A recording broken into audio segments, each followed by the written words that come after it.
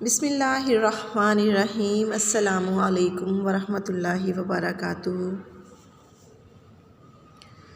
آج کے ہمارے سبق کا عنوان ہے حضرت عمر بن عبدالعزیز رحمۃ اللہ علیہ۔ اس دنیا میں خیر و شر کی بے شمار مثالیں موجود ہیں۔ بلا شبہ خیر کی مثالیں لامحدود ہیں، مگر شر کی مثالیں بھی اس لیے محفوظ رکھی گئی ہیں تاکہ لوگ ان سے عبرت حاصل کریں۔ انسان اپنے اعمال خیر کی وجہ سے ہی زندہ و سلامت رہتا ہے، کیونکہ خیر ایک چراغ کی مانند ہے جو جہالت و گمراہی اور ظلم کے اندھیروں میں روشنی کی ضمانت دیتا ہے۔ حضرت عمر بن عبدالعزیز بھی خیر کے ایسے ہی روشن چراغ تھے۔ اس سبق کا مقصد جو ہے وہ جو خلیفہ ہیں حضرت عمر بن عبدالعزیز، ان کی زندگی، نظام خلافت اور صاف آپ کی عظمت اور کارناموں سے آگاہ کرنا ہے، آپ کی بے مثال اخلاقی جرأت سے روشناس کروانا ہے۔ اسلامی خلافت کی بنیاد جمہوریت، مساوات اور عدل و انصاف پر قائم ہے، اور آپ نے بھی ان روایات کی پاسداری فرمائی۔ آپ کی زندگی شرافت، اعلیٰ ظرفی اور پرہیزگاری کی عمدہ مثال ہے۔ آپ رحمۃ اللہ علیہ کا نام آپ کے عمل خیر کی وجہ سے ہمیشہ زندہ رہے گا۔ عہد رسالت کے بعد چاروں خلفاء کا دور امن و سلامتی اور اسلامی روایات کے نفاذ کا بہترین دور تھا، اور یہ عرصہ خلافت راشدہ کا دور کہلاتا ہے۔ اس کے بعد کچھ عرصہ انتشار اور بدامنی کا زمانہ رہا، حتیٰ کہ واقعہ کربلا جیسا کربناک واقعہ بھی پیش آیا، لیکن اس کے بعد اسلام کو پھر ایک عظیم متقی خلیفہ میسر آیا جس نے خلافت راشدہ کے دور کی یاد تازہ کر دی۔ یہ ہستی حضرت عمر بن عبدالعزیز ہیں، جنہیں عمر ثانی کا خطاب دیا گیا۔ حضرت عمر بن عبدالعزیز مدینہ منورہ میں بنو امیہ کے شاہی خاندان میں پیدا ہوئے۔ آپ کی والدہ حضرت عمر فاروق رضی اللہ تعالیٰ عنہ کی پوتی تھیں۔ آپ نے تقریباً 40 برس کی عمر میں وفات پائی۔ ظاہری طور پر مختصر عمر پانے کے باوجود آپ نے اپنے عمدہ اوصاف کی بدولت ابدی زندگی حاصل کی۔ آپ کی خدمات اسلامی تاریخ میں ایک سنہرے باب کی مانند روشن ہیں۔ خلیفہ سلیمان بن عبد الملک نے اپنی زندگی میں ہی مسلمانوں کے لیے آئندہ خلیفہ نامزد کر کے لوگوں سے بیعت بھی لے لی، مگر نام نہیں بتایا۔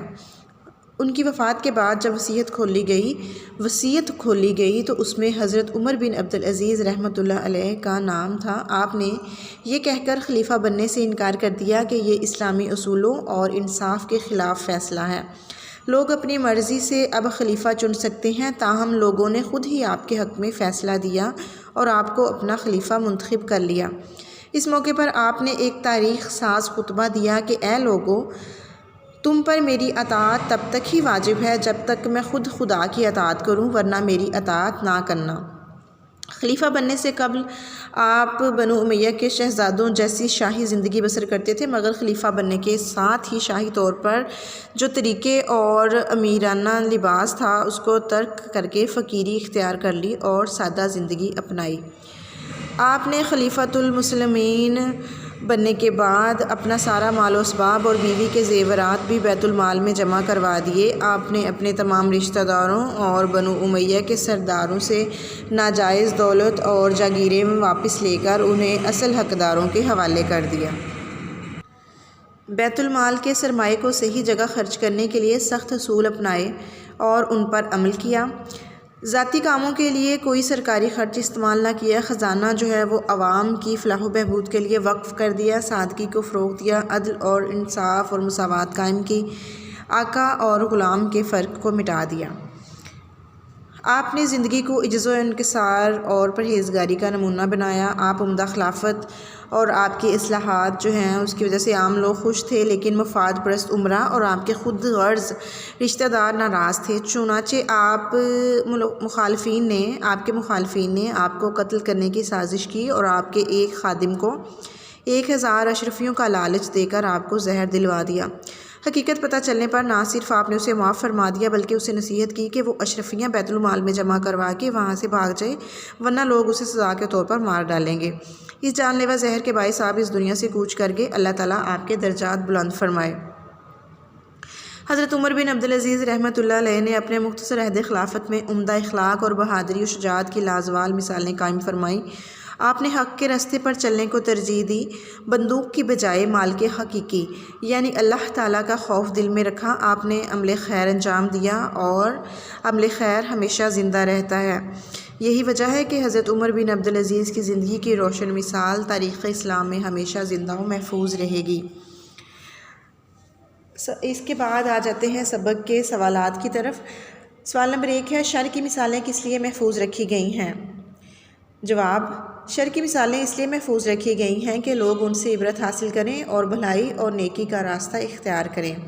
سوال نمبر 2، خلفائے راشدین کا دور کیا کہلاتا ہے؟ جواب، خلفائے راشدین کا دور خلافت راشدہ کا دور کہلاتا ہے۔ سوال نمبر 3، عمر ثانی کا خطاب کس کو دیا گیا؟ جواب، حضرت عمر بن عبدالعزیز رحمۃ اللہ علیہ کو ان کے عمدہ انداز حکمرانی کی وجہ سے حضرت عمر فاروق رضی اللہ تعالیٰ عنہ سے تشبیہ دیتے ہوئے عمر ثانی کا خطاب دیا گیا۔ سوال نمبر 4، خلیفہ منتخب ہونے سے قبل عمر بن عبدالعزیز کس طرح کی زندگی گزار رہے تھے؟ جواب، خلیفہ منتخب ہونے سے قبل آپ بنو امیہ کے شہزادوں اور روسا عمرہ کی طرح فارغ البالی کی زندگی گزارتے تھے۔ اس کی ایک ادنیٰ مثال یہ ہے کہ جو لباس آپ ایک بار پہن لیتے دوبارہ زیب تن نہ کرتے۔ سوال نمبر 5، احکام الہیہ کو کون شخص دوسروں پر لاگو کر سکتا ہے؟ جواب، احکام الہیہ کو وہی شخص دوسروں پر لاگو کر سکتا ہے جو خود اپنے آپ کو ان کا پابند بناتا ہے۔ یہ ہمارا آج کا سبق تھا، سبق نمبر 13۔